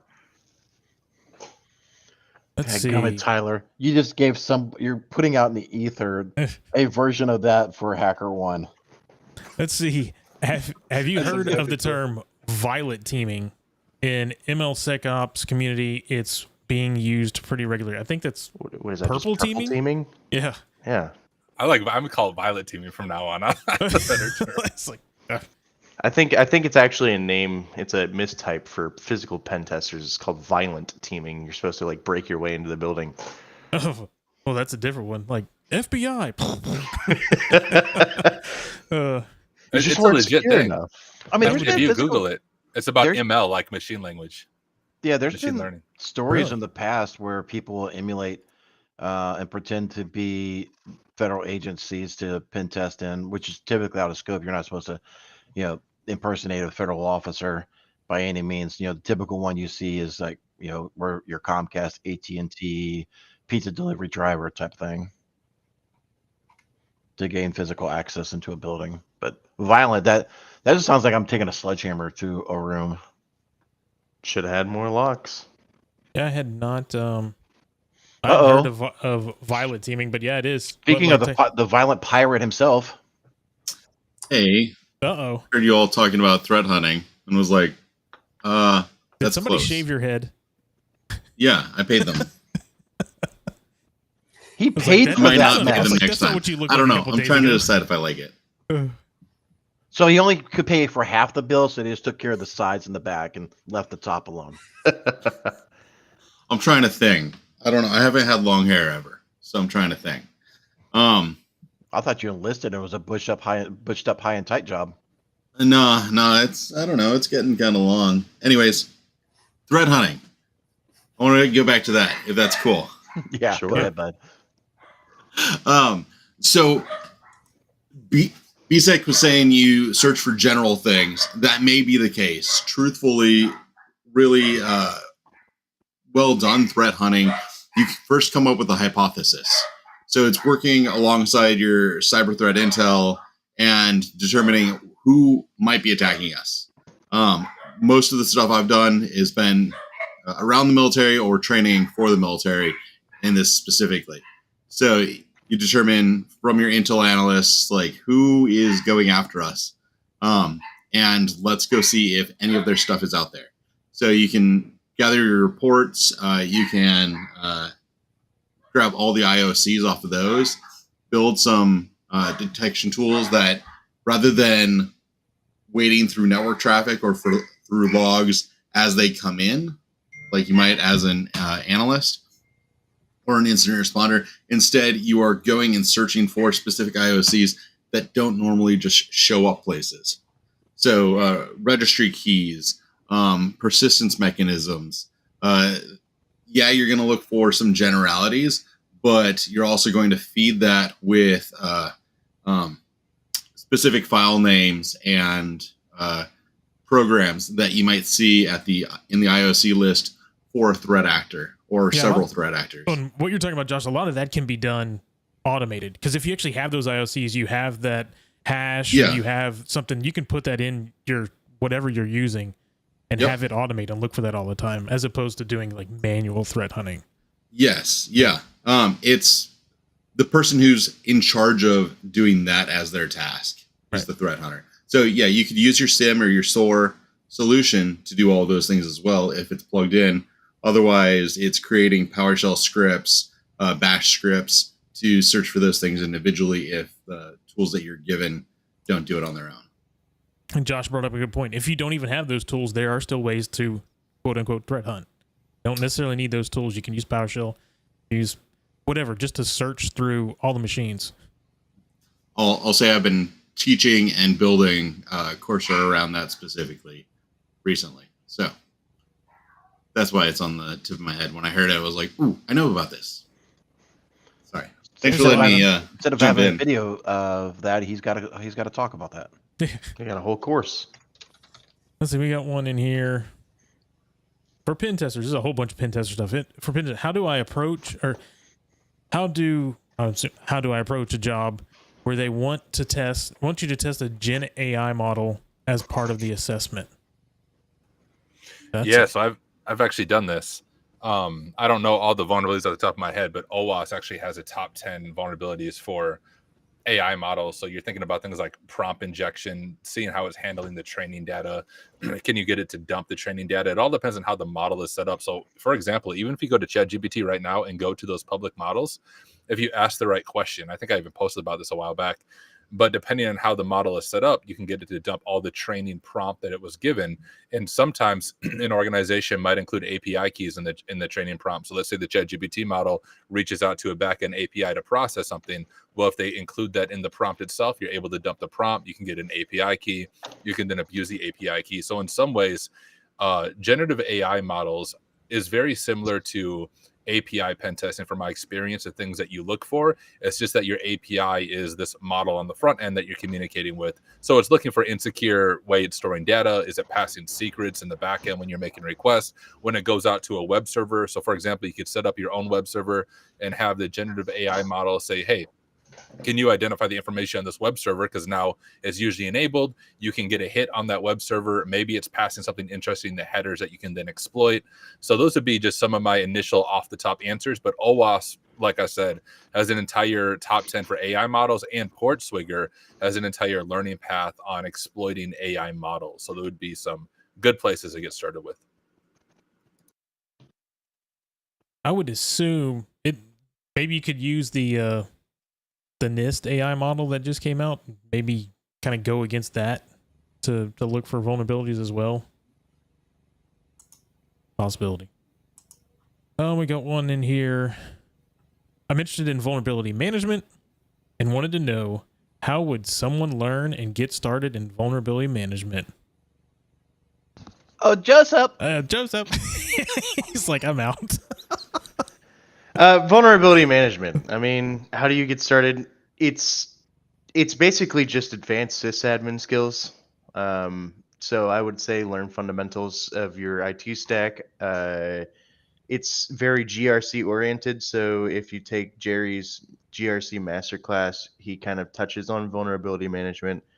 You would want to learn best practices. You're going to try and find some resources that talk about vulnerability prioritization, how to weigh vulnerabilities against your organizations to determine which ones are important. It's not, I wouldn't say it's very advanced. Depending on where you go, you're going to need to learn some scanners. There's like TryHackMe has good resources on vulnerability scanners like Qualys. I don't know if they have a Nessus lab. I don't think they do. But vulnerability scanners, learn your vuln scans, Nmap, really easy one, free one. It's not, I mean, The problem that I find with it as a vulnerability manager is that there's not a lot of resources that tell you how to be a vulnerability manager. They all kind of have suggestions around best practices, and then they just do like that and tell you to be on your way. I would say be prepared. It's a never-ending slog. You will never hit 0 vulnerabilities. You will probably never hit even all high vulnerabilities gone, depending on where you are. And you have to come to accept that not all vulnerabilities can be remediated. Sometimes you have to suggest to put defenses around the asset because you can't patch. For instance, if this is healthcare and something was depending on an old legacy version of Windows 2008, like the server version, and you were like, oh, we got to bring this up to 22, and they were like, yeah, but if we bring it up to 22, this device stops working. And how many clients have you talked to recently that work for us? Yeah. So I see people putting in here OpenVOS and stuff. Yep, OpenVOS is OpenVOS is free. good. Yep. I mean, you can get Nessus and run it 7 days, the full thing for 7 days, and do a full quick scan if you wanted to. But yeah, I would say if you're gonna do this, like what Joseph was talking about, and you want to get good at it, I'd go look up OpenVOS, download it, and maybe run it on your own internal home thing, and understand what it actually shows, because it's going to show you where the vulnerabilities are on your TP-Link server or router that you're running or whatnot. It'll give you all the stuff you need to patch and so forth. Let's see. More pen test. On a pen test, are there common tools you can run across that can cause roadblocks that the security team needs, or can you just proceed? So, are there any common tools that create roadblocks, I guess? Yeah, if I'm understanding our question, like once again, let me just define our terms again. Yeah. Red team engagement, pen testing, different things, generally speaking. Red team engagement is that emulating a threat actor. Pen test is that time-limited engagement, very specific host and target. For a pen test, the two main roadblocks we run into is their firewall doesn't allow list our IP, so then we waste the client's time trying to bypass the firewall, or they just don't allow us into it. So sometimes when we do like a web app pen test, it might be a company web app that they can only access through a company VPN. And for us to even hit the web app in the first place, they need to allow list our IP. And you would be surprised at times how many clients just do not understand what that is. And now I've even had it where I'm like trying to hit the web app. I'm like, yo, it's not working. And they send me a screenshot from their computer saying it's working for me. And I'm like, well, no. Yeah, you're literally sitting in the freaking office. Obviously, it's working for you. So sometimes that gets frustrating. It's only internal. It's only internal. Yeah. Like what we try to do for that is just make sure we test access and credentials a lot before we begin the engagement, so we're not wasting the client's time troubleshooting. So we try to get all that started before the engagement. But those would be the main blockers. Once we get access, the nice thing about pen testers, at least good pen testers, they have sysadmin experience, IT experience, so I can troubleshoot most things myself. I mean, every day I'm learning a new company app, not just how to use it, but how to break it. But you can't break and hack something you don't, well, not break, not take it down, but you can't hack something you don't know how to use. So I'm constantly learning how to use other companies' tools and internal web apps. So most things I can figure out myself. What you said, Tyler, do you find, or do you guys find that when you do an engagement, people don't necessarily understand pen test versus red team? Or they think they're asking for one and what they really mean is the other? Yes, and like I'm not involved with the initial scoping stuff. I'm involved with what's called project planning once that is done. But there is a lot of confusion there when you're speaking to a client. And a lot of clients are like, yes, I want a red team engagement. I want you to emulate an APT. But then when they see what that actually costs, they're like, okay, I don't want that anymore. But that is the better one you can get. Like maybe it's going to be expensive to do that red team engagement, but it's going to be more expensive when you get pwned by a ransomware group. So pen tests are helpful, but when you limit our scope on a pen test so narrowly and you don't get many vulnerabilities because you wanted to go cheaper rather than quality, don't be surprised when a threat actor hits something that was out of scope and now your org is taken down. What I would say to that also is if you're going to do a pen test, let them give them the world. Let them do it all. Don't scope them down so much that you're not really going to get any ROI back for it, right? Because if you do drop it down, and I guess what I'm trying to say is, don't just be one that says, yeah, we did a pen test. Oh, we did a pen test, but we basically denied them from doing anything. But look, we actually paid for a pen test and it was done.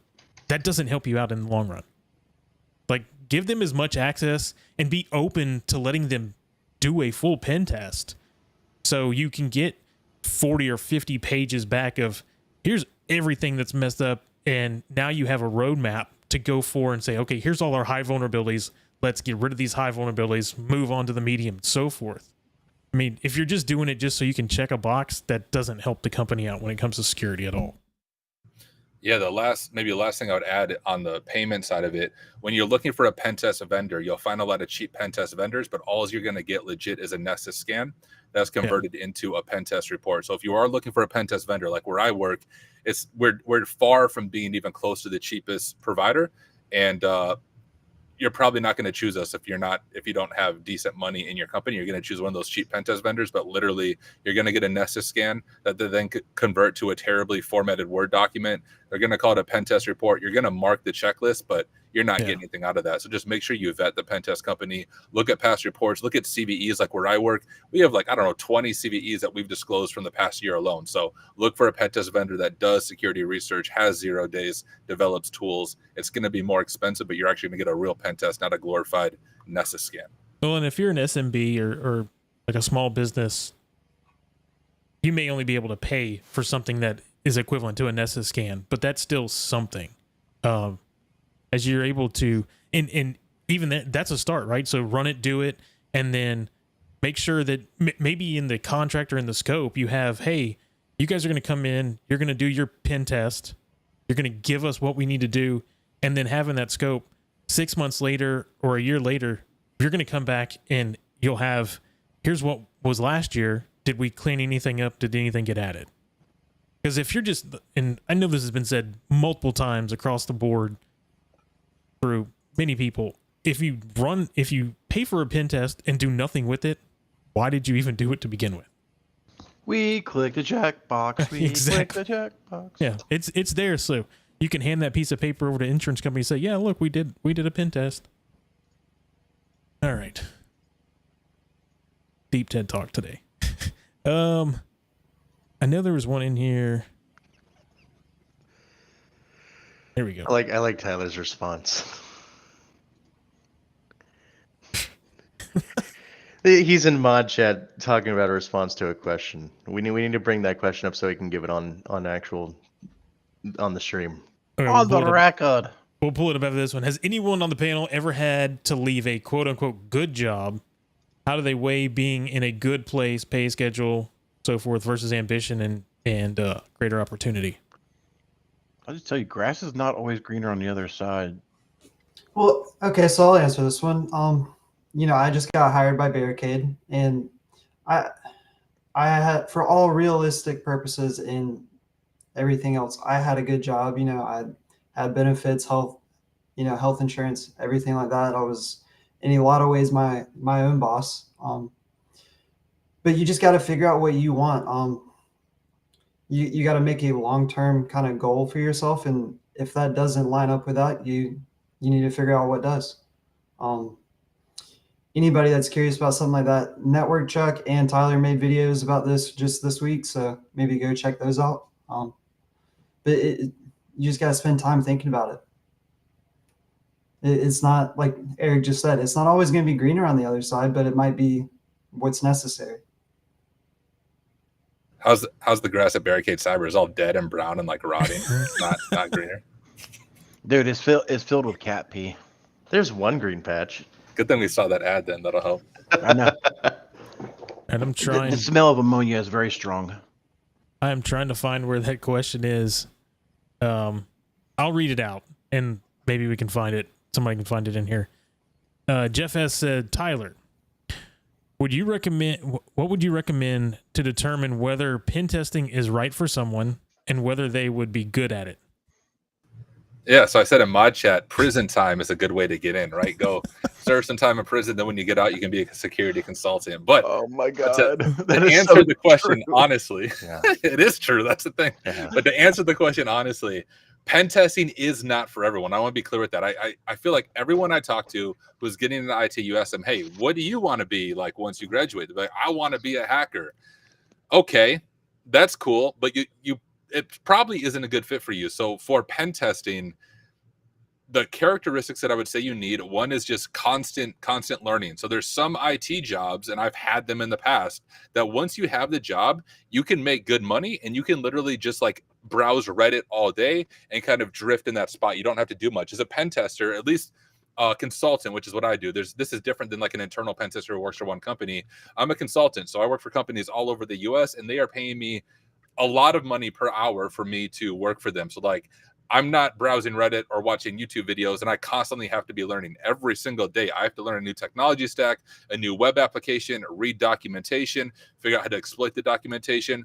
And I'm doing it also outside of work hours. So I stream on YouTube, of course, but like, if you want to be a pen tester, it's a lot of constant learning. And yeah, we can talk about reporting. So Jeff said this over in chat, 20% hacking, 80% report writing. I think that's a myth unless you work at a terrible pen test company. So I see that all the time, that pen testers spend all their time writing reports. You either suck at writing reports or your company sucks. I don't spend all my time writing reports. I would say I spend about 90% hands-on keyboard hacking and maybe 10% writing reports, because where I work, we have a really good process and system in place, and I work on my report at the end of every day. So when it comes to reporting day, my report's like done. So don't let reporting scare you out of pen testing. But I will say, constantly learning, able to troubleshoot things. If you don't know how to freaking Google something and you ask questions right away, you would be a terrible pen tester. And also being able to communicate. A lot of people think of the pen tester as the person in the basement with the black hoodie on. I do work in my basement, usually with a black hoodie on, but a lot of it is communicating with clients. We do debrief calls, we do project planning calls. If you suck at talking, you maybe don't want to be a pen tester, because contrary to popular opinion, it's a lot of client-facing work, talking to people, communicating well. So if you don't like any of that stuff, it may not be a good fit. Also, it's hard to get a job. So like, if you are dead set on becoming a pen tester, everybody's dead set on becoming a pen tester. If you're not able to get things like the OSCP or the PMPT, if you can't get CVEs, if you can't do security research on your own, just to be fully honest, you're probably not even be able to get a pen tester role. So it's hard to get into in the first place. So those would be my thoughts. Speaking of having a black hoodie on, during a physical pen test, have you ever dressed as a network technician? How do you dress like a network technician? Yeah. If you're an internal network technician, you usually just have to look very tired and have some like half-pressed like button-up shirt and Well, khakis. If you're doing network technique, I mean, I don't think anybody on here has done physical pen testing, but well, maybe Yeah, UK has. we offer it, but I don't do it. We do it at Rhino, but I personally don't do it. But yeah, Eric, what's your thoughts? I mean, I've used so back in the day, used to work at Comcast and stuff like that, and I used to use my Comcast shirts to get in, because a lot of the places I would work at would have, Comcast as a possibility, and I would go be like, oh, I got a work order here to do a site survey. We're gonna be bringing in some cable, for y'all's internet circuit and stuff like that. And they're like, oh, great, our internet sucks, and They wouldn't like bring somebody from IT or something, and half the then time be these like, were remote satellite buildings, so they were on ADSL or some goofiness like that. I mean, back in the day of AOL, So that right there, what Eric's talking about, that falls back to training and processes with those remote sites, knowing that if somebody on site comes on, or if somebody from the IT department or network department has not contacted you saying that you're going to get a new internet connection or something like that, and somebody just shows up, you better be contacting the IT department and saying, hey, we've got somebody here that's going to be messing around in a closet. Mm-hmm. I have found more times than not, you just walk around like you own the place and you're supposed to be there. They don't ever question you. Yep. I 100% agree with that. So back in the day when I worked at Black Box, we had Lowe's, we had Walmart, we had a lot of the Fortune 500 companies. And I would travel all over the Southeast, fixing fiber optic cables and stuff like that. 9 times out of 10, I never announced who I was. Unbranded, just go in, do what you're supposed to be doing. Just They're ask like, where it's at. I wouldn't even. I just walk around and be like looking with my clipboard and stuff, and nobody would question me. It's Like crazy. 9 times out of 10, 9.5 times out of 10. But this was like 1970s, 1960s. No, this is right? even the 20s. In the 2000s. Yeah, Crackwagon. 1920s. The 40s. It was the 1920s. 40s. World War II was waging while he was doing that. Yeah, there wasn't anybody there. I was That's why creating my nobody- own war. Yeah. Oh, So Societal had something interesting earlier.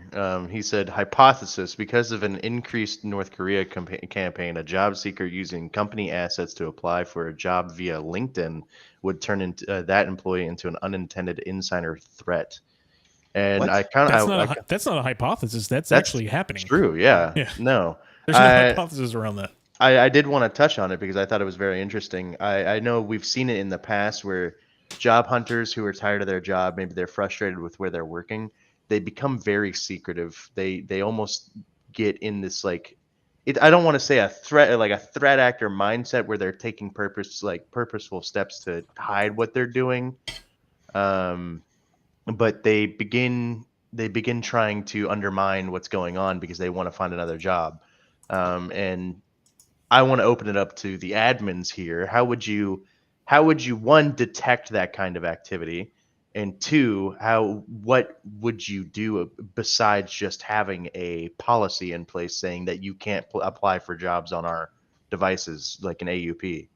So the one way that I would try and thwart this, because a lot of this is happening because of the ability to do interviews online, right? And do interviews online without a camera in place.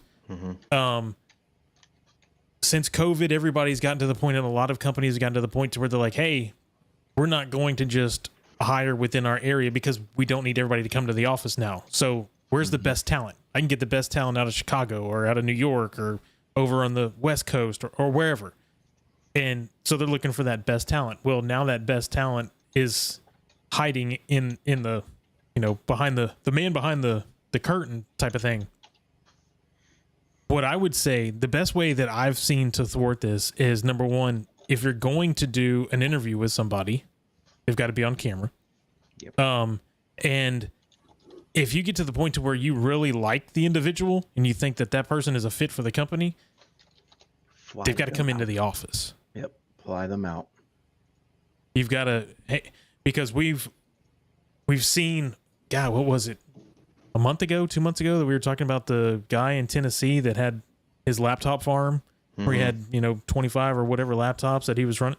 So more than likely he's the one that's actually doing it, but you'd have to have, that's going to be a different scenario, right? Cause he's like, oh yeah. And he comes down and does it and does the interview. I'd really like to know how that actually played out. Is he the one that gets paid and then he pays them, or? I would assume it's kind of like a drug mule, but instead of drugs, you're muling jobs. Mm-hmm. Well, you got to figure out where the pay's coming from, right? Because so in this instance, or in that instance, we saw, I guess it was from North Korea or from China or something, that they were using him to create the server farm or the laptop farm. But where's the pay going? It would go to whatever account that they set up for him.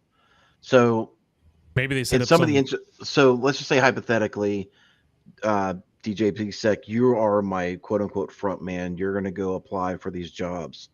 When you completed your task and you were hired, I would give you the social security number you're going to use, the banking information that you're going to use, all that. So when you get paid for your work, I am in control of the money because you've already given them that information.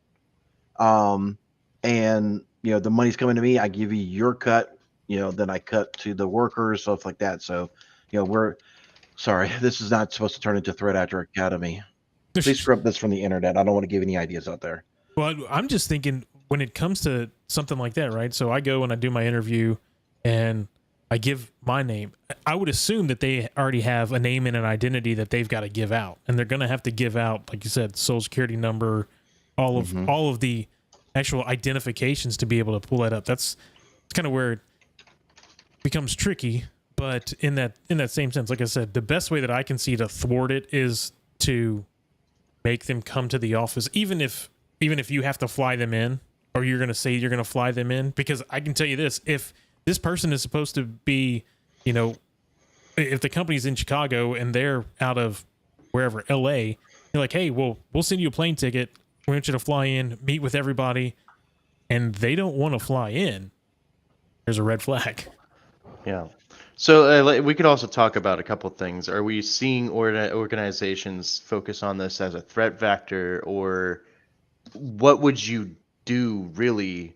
Because you can't really monitor the traffic that's going out for that per se, but you can probably put in more detections for if they're downloading stuff. Like, we're not really talking about a purposeful insider threat here. We're talking about somebody who's just job hunting and clicks on a link, gets a piece of malware on their computer. And it's North Korea. You have a big old country knocking on your door. So you're talking about actually downloading a resume or something that has something in it. Mm. That's more along the lines of, I would say that's more along the lines of phishing as opposed to insider threat. That becomes a insider threat. I don't even know if it becomes insider threat. That just becomes a threat vector at that point, because you were phished and now you've got something on your machine that they have access to. Yeah. No, it's an insider threat. It's just unintentional, because you can have unintentional insider threats. Oh, Josh has popped in, so he's thinking about it too. Uh-oh. If I heard correctly, in case you didn't notice, I stepped away for a minute. Are you wondering about verifying new people at a company to make sure that they're not an insider, that they are who they are? No, from my understanding, they're wanting to. Let's just say hypothetically, I work for you, but I'm grumpy at you, and I'm gonna go get a job at Burger King or something. And how are you thwarting me from doing that? Do you have any company policies on that to potentially protect your organization's, your company assets from, downloading from Burger Master, who is China, versus actual Burger King fishes, right. But you get the idea. Okay, yeah. That's DLP stuff. Isn't that just straight data loss prevention? Yeah. Okay. And, control access, all that. We've talked about what were y'all saying about having someone fly out to Chicago? We were talking about LA? proving, because North Korea is right now doing a lot of espionage, where they will have people apply for jobs and then just start siphoning information, and you never meet this person. It's all video interviews. Yeah. They were talking about that along with what happened with the guy in Tennessee that had his laptop farm out to China or wherever it was. He was basically the middleman.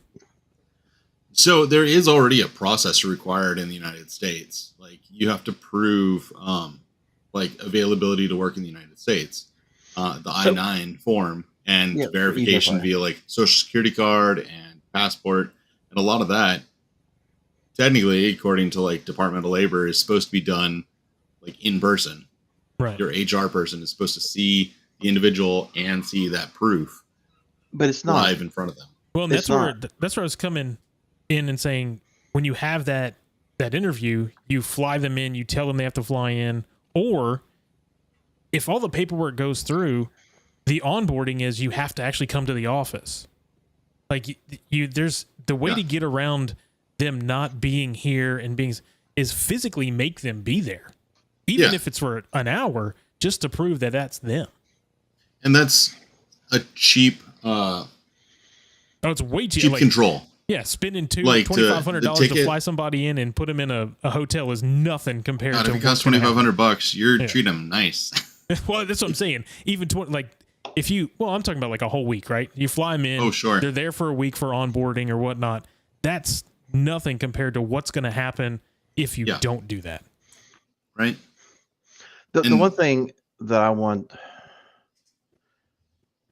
to push back on is, we do a lot of we've done a lot of hiring, and the person who handles the onboarding for payroll doesn't see them. Everything's sent electronically. Right.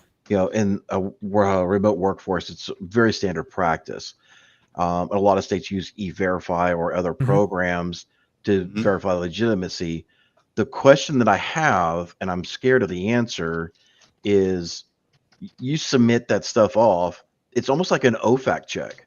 Like, has this social security number been flagged? Has this name been flagged? Like, is there real verification going on in the background? Like, yes, this number, this name matches to this social security number, matches to this last reported address from the last tax filings. Like, how much scrutiny does e-file and some of these other programs go through? I don't think a whole lot. I think it's, a sophisticated OFAC check for e-verify for potential fraud. Yeah. So, I mean, you're only got, long story short, if somebody wants to really infiltrate your company, they're going to. It's just like, you closing down our remote desktop protocol, ransomware deployment protocol, whatever you want to call it. And, you're just making it harder for the threat actor to get in, but you left SSH and some of these other things wide open. If somebody really wants to get in, you're a big enough target, they're going to find a way to get in. It's just you're looking to create as much roadblocks as humanly possible to get that, to make that as hard as possible to get into your organization and steal your intellectual property. Yeah. Yep. But if somebody's to go back to the other question, if somebody wants to leave, I've told this to several people. I will help you pack your bags. Mhm. Yeah, I'll give you a severance package. I'll help you pack your bags. Make it as easy as possible for the person to leave, because if you're going to see it, if they start getting adversely grumpy, they're starting to get hard to deal with. There's typically red flags before they start going off the reservation and doing malicious activity, right? Yeah. So, just because someone's leaving doesn't mean they don't like the company. They just might have a great opportunity that you can't provide them. So why spoil that and turn them against you? Well, and also realize what we're talking about, a lot of this is them trying to get access into bigger companies. It's not necessarily the smaller ones. So when it does come to something like what you and Eric are talking about, that comes down to manager training, right? Understanding what that person is and how they are every single day versus what they are now, and having that, being able to look and verify, maybe there's some changes going on, or maybe even the IT or the security team going, man, this person has really never downloaded 50 documents, and now they downloaded 50 documents. Yeah. All right, we got about 9 minutes left. If you're having to watch somebody that closely, do they really need to be in your organization any longer? Then there you go. If you're having to micromanage down to that point. Now the DLP stuff, that's different, because you're basically running that in the background, and you can see anomalies and so forth. That's kind of an automated thing. But personal wise, and it's hard to do in this day and age, right? Because a lot of people are working from home. That's why a lot of people are going back. More people calling out Justin Gold for being Ed and Snowden twin. Not twin, same person. Yeah, he's joined us. He is Snowden. He's joining us from Russia. We need to lock down his perms. Yeah, tell us about gaining access to stuff that you're not supposed to. And then, what was your experience with the NSA, Edward? Dude, I don't know what to say. Y'all are killing me right now. I'm not prepared for these jokes. you just got to be like, I'm so glad I was able to bring my experience at Booz Allen to just wait for cyber. what's next. And what I drop next. Just wait for what's next. He's flying in Glenn Greenwald? You know what? I think I need to isolate his computer quick. I'll be right back. No, he's also working at Disney. He got access to their Slack. He was the Slack employee. Yeah. Come on, Edward. Dang, dude. You know, that is another thing that a lot of businesses still haven't been able to combat is, you know, remote users working for multiple organizations at the same time. I mean, is that an issue, so to speak? I mean, it's a business issue, and it could lead to other financial fraud for the organization. Yeah.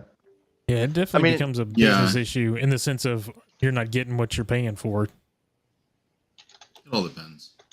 It depends, yeah. I mean, if you've got a good manager who's in charge of the person and they deliver what they're supposed to deliver. Right. And that's the other thing, Josh.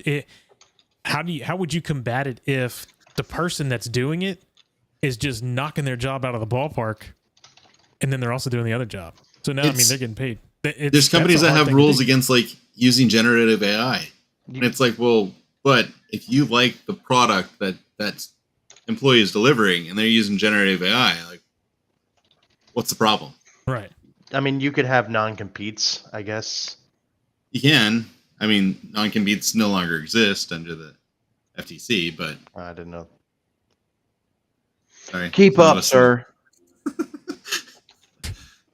It means more to some of us. I'll let y'all legal folks deal with that. I'm just going to play in my sandbox over here. I mean, non-competes and stuff like that, it's still just a gentleman's agreement. I mean, it always has been. It's like, yeah, we're going to do business because we like each other type of thing. You've been able to walk through that with a Mack truck for years. Yeah. What it really comes down to is, do you want these people to like you later? And if you worked with them and you know people, they know people, and you spoil that relationship, there can be massive repercussions. I mean, I guess you could also go in with the understanding that you are working another job and that you're not going to leave that job. So I guess if you make it transparent from the beginning, that might mean you don't get that second job. I'll just tell you that. If that's what that means, that's what that means. I mean, as someone who does a lot of things, some conversations around like, well, we don't really like our employees to do things on the side. It's like, and an NDA that the person put in here, an NDA doesn't necessarily fall in the same NDA's non-disclosure agreement, so that you're basically saying that what you're working on, you're not going to let anybody else know. Yeah. Non-compete is like, hey, I'm working, like what Eric was saying, I'm working for McDonald's and now I'm going to go work for Burger King. And basically McDonald's is saying, look, I'm putting in a non-compete clause. I don't want you to go work for somebody that's in the same industry as me right now, because you're learning all my insider tricks and so forth that we're doing over here to make our burgers better than theirs. And now you're going to go over there. And there's case law around NDAs, sharing trade secrets, company secrets, depending on how you do it, and if they wanted to, like, how they want to, if they want to sue you or press charges, if it's at that like espionage level. If you're the guy who knows the Coke recipe, right, the Coca-Cola recipe, they're gonna spend a lot, to try to mess up your life. Yeah, you're working at Coke, and Pepsi's like, "Hey, come over here." Yeah. So, yep. Well, I gotta go have a meeting with Chris Whitlock. So it is I'm gonna bounce. 8:57, so we're coming to the end of this anyway, so we'll wrap up. Anybody, any last words, anybody? Jerry's weak for only doing 30 minutes of jaw jacking. Demand more jaw jacking. It's easier with the panel. Yeah, it is. I do it all the time. I just ramble. You do. That's why you go an hour, because you just continue to ramble. But we can get you to ramble for an hour just by mentioning CISA and their policies. We've watched BSEC be like, all right, people, ask me questions. I've been in that seat before. Yeah. A lot of the streaming I've been doing recently, like, anyone here want to talk about cybersecurity? That's hard. But when you got a panel, like, oh, I've got a thought on that. Too many. Bye, y'all. Someone burning this to the ground. Yeah. How about that sounds like my job. You want to do sea shanty? Heck yeah, we're going to do it. All right, you throw it up there, and everybody else, have a great day. We'll see you guys Monday morning. Go touch some grass, people. Go touch some grass. A kid whose passwords laid across all sites, they were the same. A criminal then found their fame by taking that data to go. Soon may a criminal come to steal your pictures and data and run. One day when the crime is done, they'll steal your account and go. Content. Keep the cybersecurity train going by connecting with the other Simply Cyber community resources. We have the Discord server that's lively and always keeps the conversation going. You can connect with me directly on LinkedIn. And also every single weekday morning on the Simply Cyber channel, we're doing live daily cyber threat briefings, 8 a.m. Eastern time, as well as Thursday at 4:30 p.m. We're doing live stream interviews with industry experts, and we produce videos that we push out every Wednesday morning. I'm Jerry from Simply Cyber. I hope you enjoyed the content, and we'll see you in the next one.